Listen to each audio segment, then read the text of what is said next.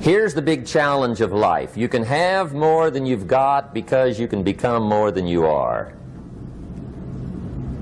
That's the challenge. And of course the other side of the coin reads, unless you change how you are, you'll always have what you got.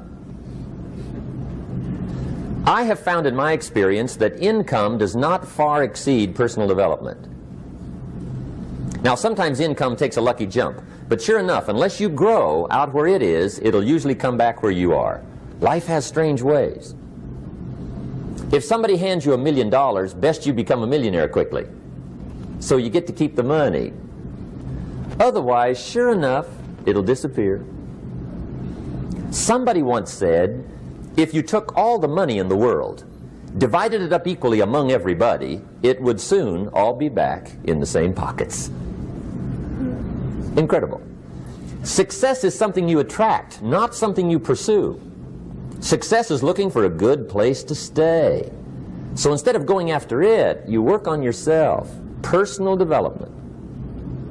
See, the major question to ask on the job is not what are you getting. The major question to ask on the job is what are you becoming?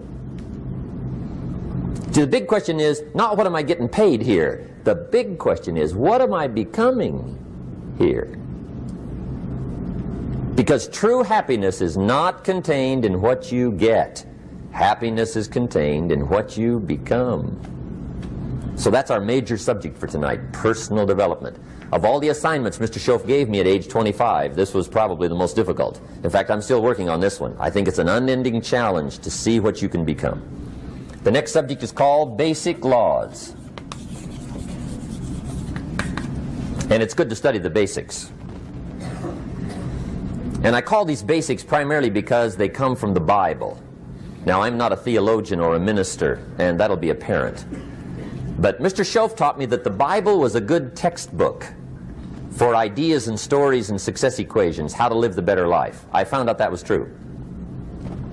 He also taught me that the Bible is as practical as it is spiritual, and I found out that's true. If you look at your bank account and your income and you're not happy, there are several places in the Bible to check to see what the heck's wrong so you can make the changes. And we're going to cover some of those tonight, called basics. Okay, the next subject is my favorite, setting goals. Mr. Schoaf taught me how to set goals. What a favor that was. One morning at breakfast, shortly after I met him, he said, Jim, let me see your current list of goals and let's go over them and talk about them. He said, maybe that's the best way I can help you get a better direction started. And I said, I don't have a list. He said, well, is it out in the car or home somewhere? I said, no, sir. I don't have a list anywhere. He said, well, young man, that's where we got to start. He said, I can tell you right now, if you don't have a list of your goals with you, he said, I can guess your bank balance within a few $100s. Which he did. And that got my attention. I said, you mean my bank balance would change if I had a list of goals? He said, drastically. That day I became a willing student how to set goals. And sure enough, learning how to set goals changed my life. And I often wondered why no one had ever taught me how to set goals up until age 25. I went to high school, but if they offered it, I missed it. I went to college for a year, never heard it. I worked for Sears. Really. And to my knowledge, Sears never taught it. Right? How to set goals. So here I am, age 25, married, my family's starting, I've been to college, I'm working, and I still don't know how to set goals. But fortunately, when I was 25, I met the man who taught me how, and it revolutionized my whole life. Economically, socially, personally, it's incredible. So I want to share with you tonight what Mr. Schoaf shared with me, how to set goals. It can be a life changer. Okay. The next subject is the negative part of the seminar. Life is part negative, so we got to talk about the negative. And this subject is called diseases of attitude. Diseases of attitude. There's a lot of things that can wreck your chances to do well. We live in a rather dangerous world, so you got to be not only wise, you got to be careful. Now, attitude diseases are just as bad as physical diseases, right? High blood pressure, heart trouble. I mean, a lot of things will ace your chances to do well. So you've got to be careful. And attitude diseases are deadly. I mean, they'll destroy all the good things you start. Okay? So we'll go through those attitude diseases, how to spot them, how to look for them, what they are, and the cure. And I'm a pro on these because I've had them all, so I can give you excellent advice on these. Now, the last subject we're going to consider tonight is called the day that turns your life around. The day that turns your life around. And under this subject, we're going to talk about the emotions that can change your life. Human beings are emotional creatures, and emotions are powerful for life change. Now, of course, emotions are so powerful they can go either way on you. Emotions can either build or destroy. So you really have to employ emotions properly. We call civilization the intelligent management of human emotions. If you can intelligently apply your emotions in the right direction, no telling what can happen. Could turn your life around one day would be sufficient. So we'll talk about those. Okay. Now that's a lot to cover in one evening, but we'll keep at it here and see if we can't get it all done. I'd like to have you now jot down the theme of the seminar. Every seminar should have a theme, I guess. We've got one. It's on some of our literature if you happen to notice it, but if you didn't, for your notes, here it is. The theme of the seminar goes like this: the major key to your better future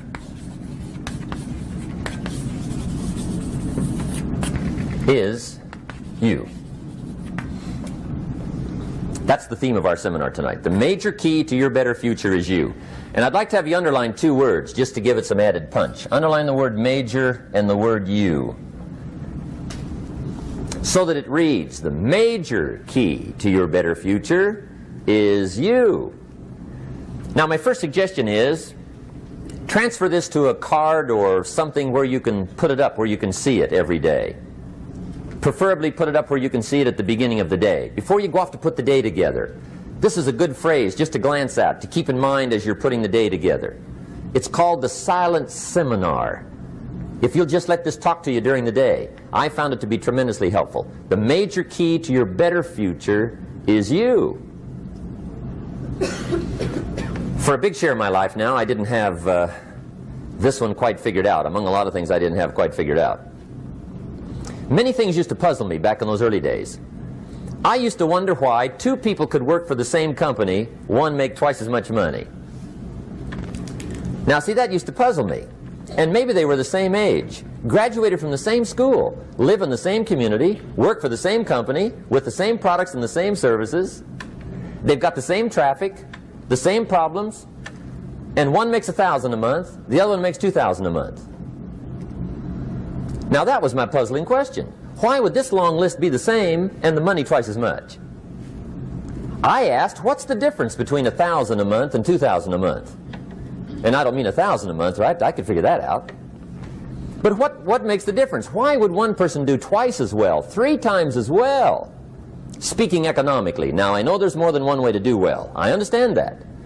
But in this little narrow area called compensation, what's the difference? Well, back then, with my faulty thinking, I'm trying to reason it out.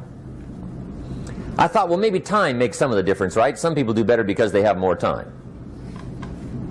I used to say, Harold ought to be able to do well. He's got a lot of time. If I had all of Harold's time, I could do well. Now, that's got to be dumb, right? Number one, you can't get somebody else's time. A guy says to me one time, he says, you know, if I had some extra time, I could make some extra money. I said, then forget it. There isn't any extra time. Hey, when the clock strikes 12 midnight, that about wraps it up, right? I mean, you can look around the gongs there for a little more, but it's over. You say to the guy, what are you doing? He says, I'm looking for extra time. See, they'll come and take you away, right? There isn't any more time. Now, if you can't get more time, which you can't, what could you get more of that would make a difference in economic results? And here's the key word. Make it a part of your notes. We're going to consider it tonight. The word is value. And I have a little phrase for your notes. Value makes the difference in results. Value makes the difference. You can't get more time, but you can create more value.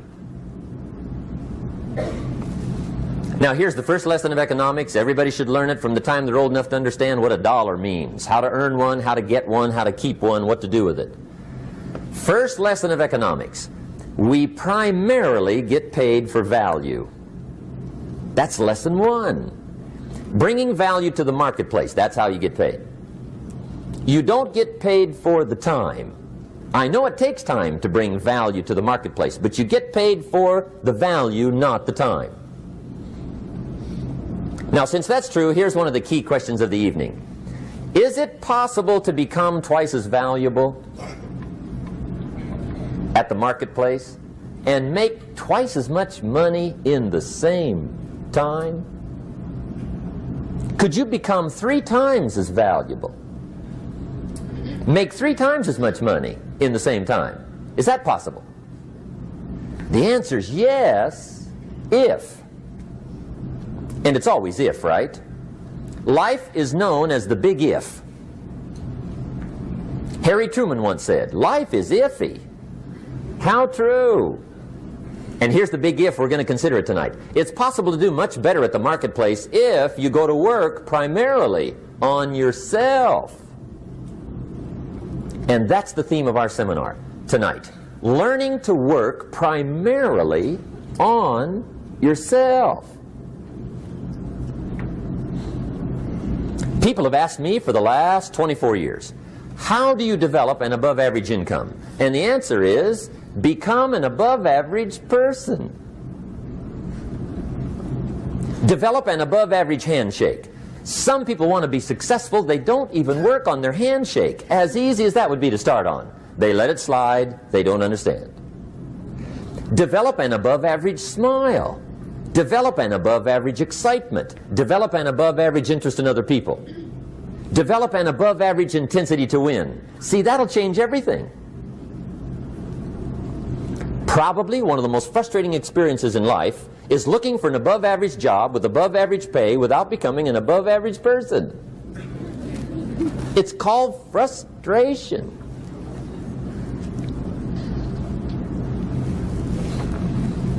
And Mr. Schoaf gave me probably the greatest clue he gave me when I first met him. He said, Jim, if you want to be wealthy and happy the rest of your life, just learn this lesson well. He said, learn to work harder on yourself than you do on your job.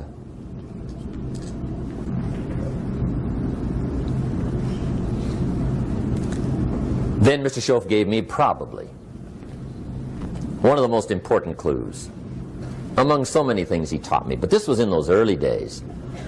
Mr. Schoaf was very kind, but he was also very abrupt. And he had these interesting questions to ask. I'm giving him a little rundown one day on how things hadn't worked out for me. He said, Mr. Rohn, I've got the answer for you if you will listen carefully. And listen carefully I did that day and for the next 5 years. If somebody's wealthy and happy, you gotta listen. He said, Jim, I've only known you a short time.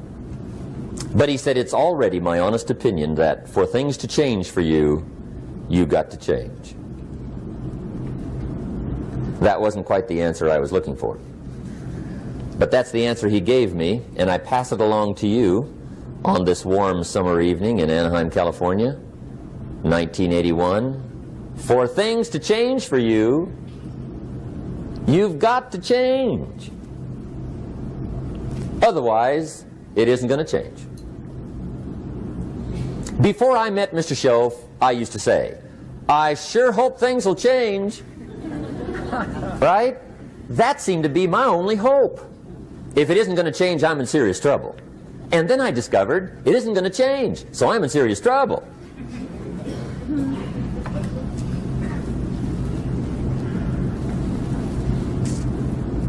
See, I can tell you what the 80s are going to be like. You have dropped into the right place. I did a seminar one time for Standard Oil executives and management in Honolulu. And we're having a conference one day on this big conference table. And one of them said to me, Mr. Rohn, you know some fairly important people halfway around the world. What do you think the 80s are going to be like?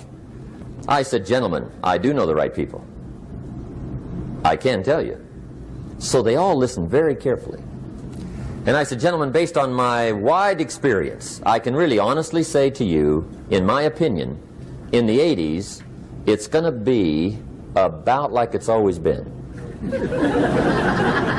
Aren't you glad you came? That's inside. I don't pass that around just everywhere. Now, of course, I said that to make a point, but I also said it because it's accurate. It's going to be about like it's always been. It isn't going to change. The tide comes in, and then what? It goes out. For 6,500 years that we know of, recorded history, and probably long before that. So it is not going to change. It gets light, and then what? It turns dark. 6,500 years. See, it's not likely to change. And we're not to be startled by that. And if the sun goes down, the guy says, what's happened, what's happened? It means he hasn't been here long, I guess, right? It always goes down about this time. The guy says, well, I don't like that arrangement. Well, you got to talk to somebody besides me, right? It gets light, then it turns dark. In rotation, the next season after fall is what? Winter. Pray tell, how often does winter follow fall? Every year regularly for the last 6,500 that we know of. See, it is not going to change. Now, some winters are long, and some are short, and some are hard, and some are easy, but they always come right after falls. It isn't going to change. Sometimes you can figure it out, sometimes there's no way to figure it out. Sometimes it goes well, sometimes it gets in a knot.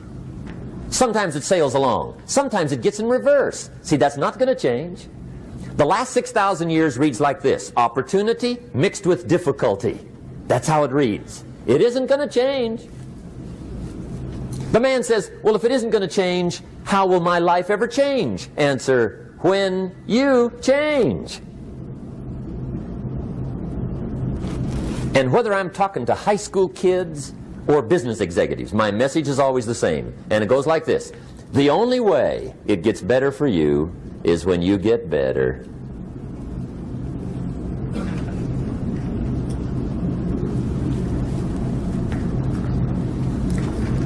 Let me give you the 4 major lessons in life to learn. Here's 4 majors. It's good to study the majors. In our weekend seminar we teach, some people don't do well because they major in minor things. You've got to be on the lookout. At the end of every week, end of every month, you've got to check, make sure you're not spending major time on minor things. Okay, we go through that whole series. Majors and minors. Now, let me give you 2 phrases before we get to the 4 majors. This will set it up and you'll see where I'm going. 2 key phrases for your notes. Here's the first one. Life and business is like the changing seasons. That's the first phrase. Life and business is like the changing seasons. One of the best ways to describe life, it's like the seasons. Frank Sinatra sings, life is like the seasons. Now here's the second phrase. Very important. You cannot change the seasons, but you can change yourself. You can't change the seasons, but you can change yourself.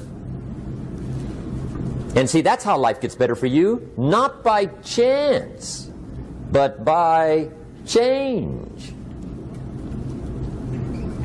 Now, here's the 4 major lessons in life to learn. I've got my first book finished, came out a couple of weeks ago. This is in it, the 4 major lessons in life to learn. Here they are. Number 1, learn how to handle the winters.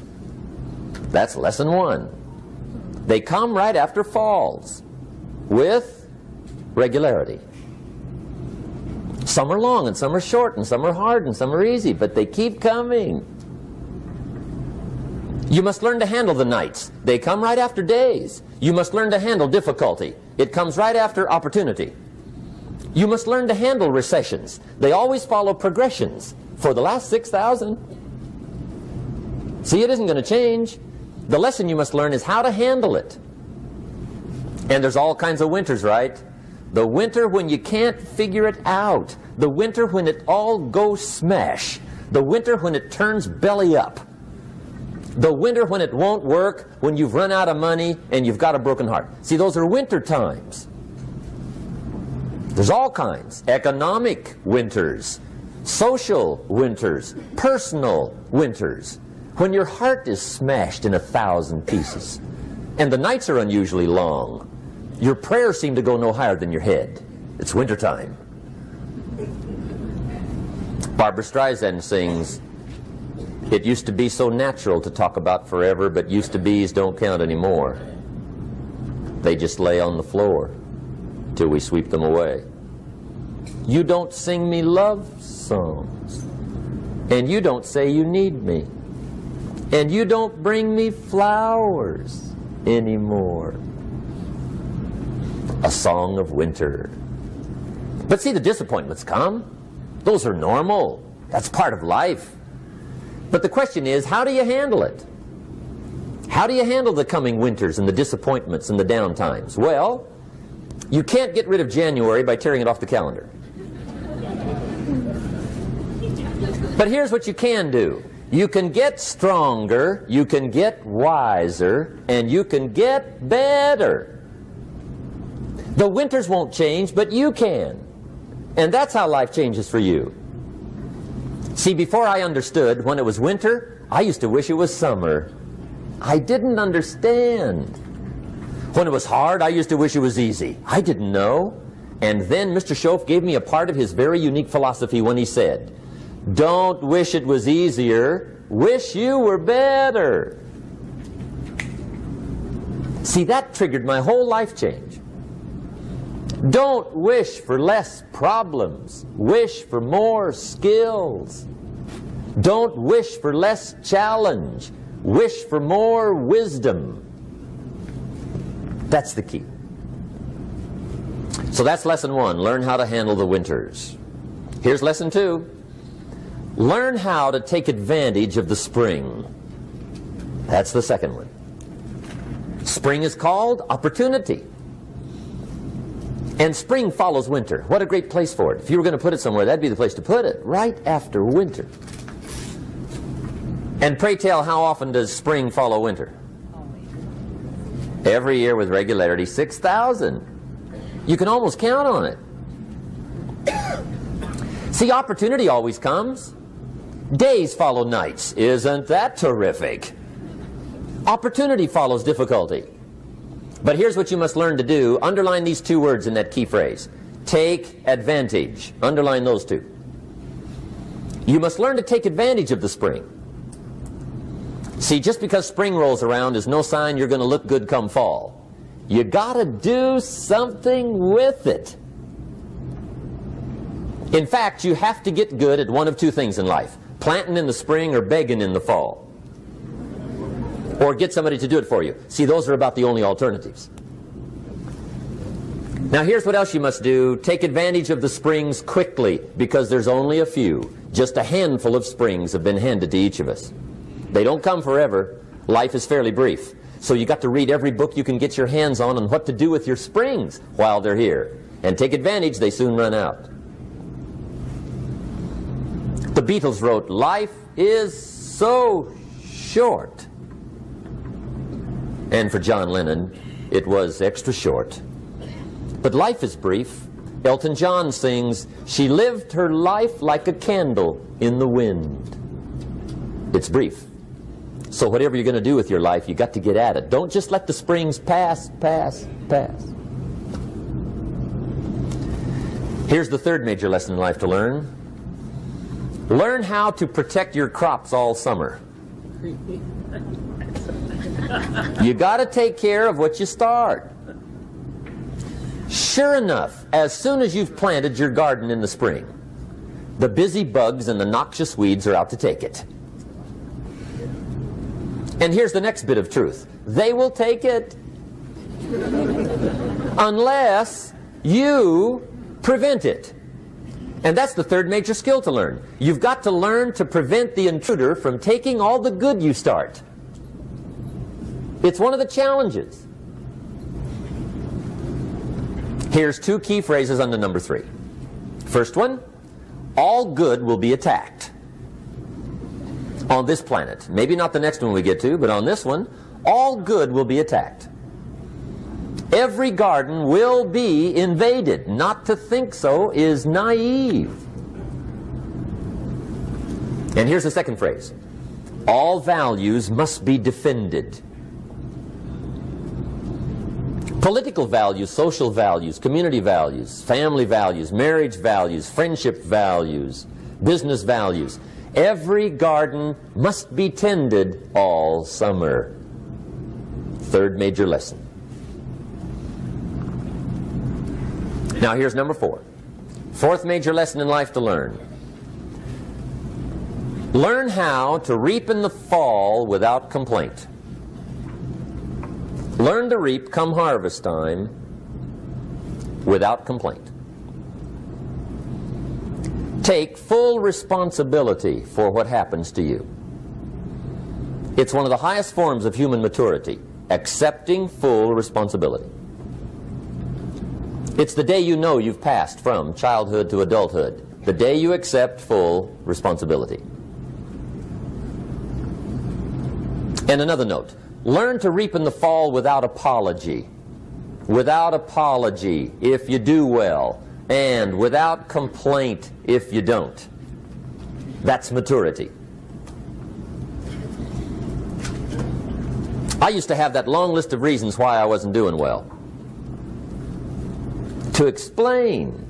You got to explain, right? Otherwise you're going to look bad. I used to have this funny list called Reasons for Not Looking Good.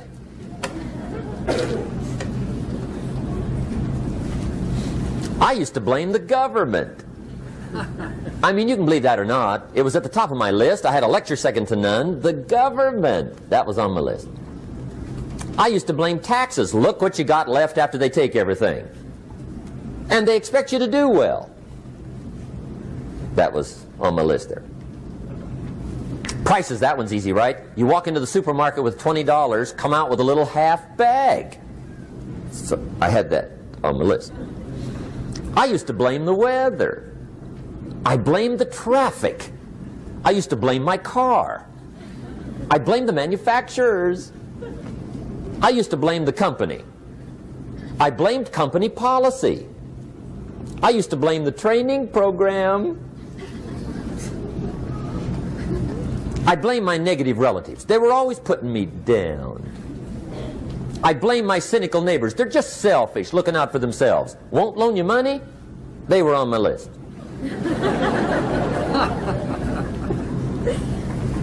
I used to blame the economy. I blamed the community. That's a pretty good list for not doing well, isn't it? I thought it was good.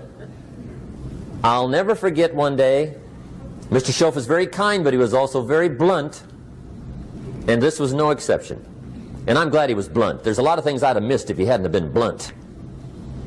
One day, with sort of a curious look on his face, he said, "Jim, just out of curiosity, tell me, how come you haven't done well up until now?" Excellent question. I thought, well, so I won't look too bad, I'll go through my list. And this list I just gave you, I put that on him. And he was very patient. He let me go through the whole thing, the government, the weather. I went through this whole thing. When I finished, he looked my list over very carefully. He said, "Mr. Rohn, big problem with your list. You ain't on it." How brilliant.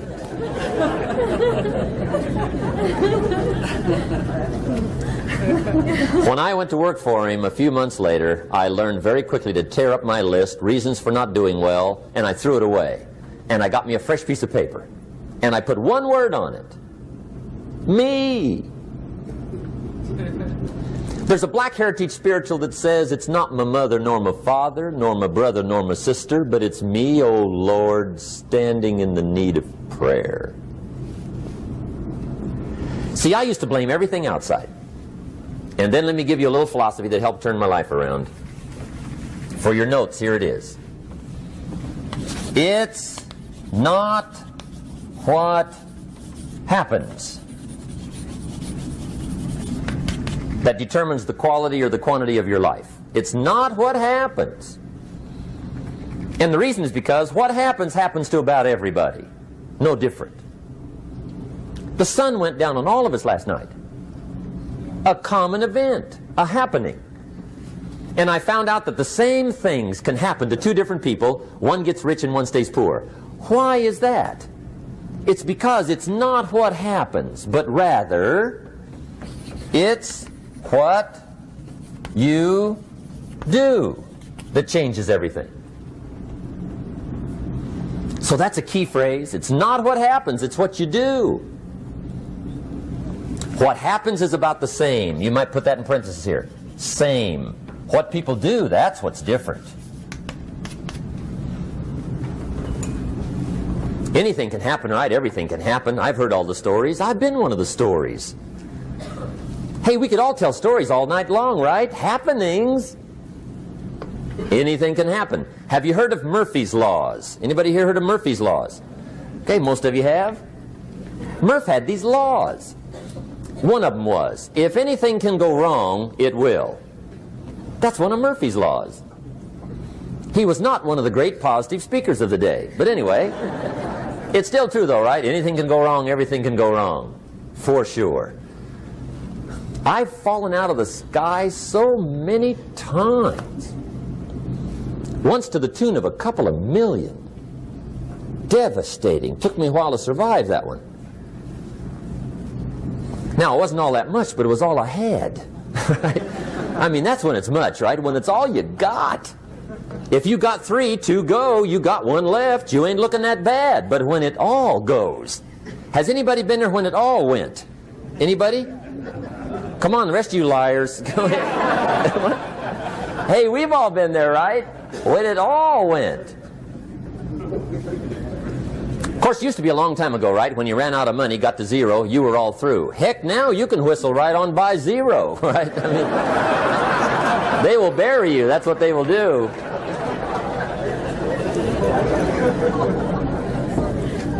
But see, those are the happenings, right? Everything can happen. Anything can happen. But it's not the happenings. It's what you do about it. Somebody says, yeah, but you don't understand the disappointments I've had. Come on. Everybody's had their share. Disappointments are not special gifts reserved for the poor. Everybody has them. The difference is what you do about them. It's not the weather. I used to blame the weather, and I discovered it rains on the rich. So see, that won't help. 2 men wake up one morning, there's a rainstorm on. One of them looks out his window, sees the rainstorm, and he says, wow, what a storm. With weather like this, they can't expect you to go out and make sales. He stays home. Same morning, the other guy looks out his window, sees the same storm, says, wow, what a storm. But he says, you know what, with weather like this, what a great day to go out and make sales. Most everybody will probably be home. Especially the salesman.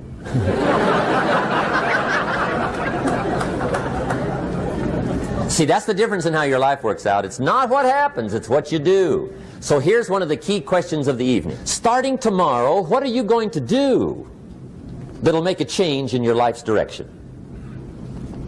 Good question. What are you going to do starting tomorrow that'll make a difference? Now see, if you don't do something starting tomorrow that'll make a difference, guess what? It's gonna be the same. And see, that way you can guess what the next 5 years are going to be like. Look at the last 5. Because the next 5 are going to be like the last 5 unless you, major key, tomorrow, change it all. Or change a little, or change something, or don't change. It's choice time. You can do whatever you want. But it's nice to know any day you wish you can change your whole life. What can you do starting tomorrow that'll make a difference? Good question. What can you do with economic chaos, massive disappointment? What can you do with a broken heart? What can you do when it won't work? Good question. So if I had a word with you tonight, one-on-one, Just you and me. I think my personal advice to you would be, this year, 1981, reach down inside of you and come up with some more of those remarkable human gifts. They're there, waiting to be utilized. And then change anything for you want to change. And I challenge you to do that because you can change. If you don't like how it is for you, change it. If it doesn't suit you, change it. If it doesn't please you, change it. If it isn't enough, change it. And I challenge you to do that because you can change. See, you don't ever have to be the same again after tonight, only by choice. If you don't like your present address, change it. You're not a tree.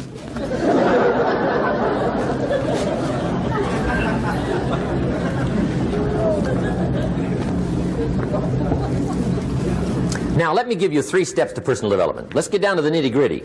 What does it take to really make the changes starting tomorrow? It takes more than philosophical pronouncement. I know that. It also takes more than enthusiasm. I know we're hearing a lot about enthusiasm these days, but see, that just won't do the job. We're still hearing the old cliches of the 30s, right? To be enthusiastic, you must act enthusiastic. But see, that's not going to help. After you have leaped about, there are some things you got to do, or it isn't going to change. See, you can get all excited about lifting 200 pounds till you get to the gym. And then you need a new excitement. And the new excitement is called discipline. Major step to human progress. Discipline. If there's one thing to get excited over, that's it. Get excited over your ability to make yourself do the necessary things. What could you make yourself do starting tomorrow that would change it all? No telling. Now, see, that's exciting. On any given day, you can massively change the direction of your life.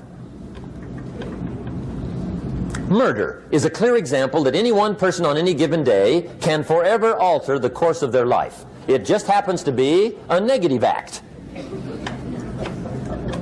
But just as sure as you can commit a negative act, you can also commit a positive act and forever alter your life, whenever you wish. Now that's exciting. And whatever that act might be that changes your life. The guy finally takes a shotgun to his car and blows out every window, destroys every tire, puts 100 rounds in this shabby old thing. And he says, I have driven this embarrassing thing for the last time. And not only will I never drive it again, nobody else will ever drive it again.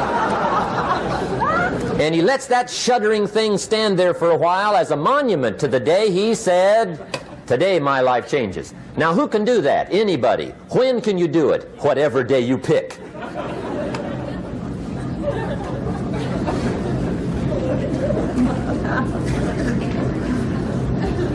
Now here's the key to discipline. Start with the little disciplines, get excited over the little disciplines, and get right on those, because those will lead to the big ones. You can't handle the big challenges in life unless you take on the little ones. Make a list of all the things you can do, get right on those, discipline yourself for those, both for the results and for the muscle and for the practice, so that when life hands you some big challenges, you'll be ready, you'll have the muscle. But see, if you don't handle the small ones, you can't take care of the big ones. Okay, here's what else it takes for life change. Self-motivation. Key phrase, self-motivation. I don't know why we call it self-motivation. It's really the only kind there is. You've got to motivate yourself. Because I found out you can't change people. They can change themselves, but you can't change them. Lord knows some I've tried. But see, it won't work. People have to change themselves. I learned some of those lessons early. I built a little sales organization way back in those early days. I'm 25. And I had some nice people. I said, I'm going to make these people successful if it kills me. I almost died, right? I mean, you can't do that.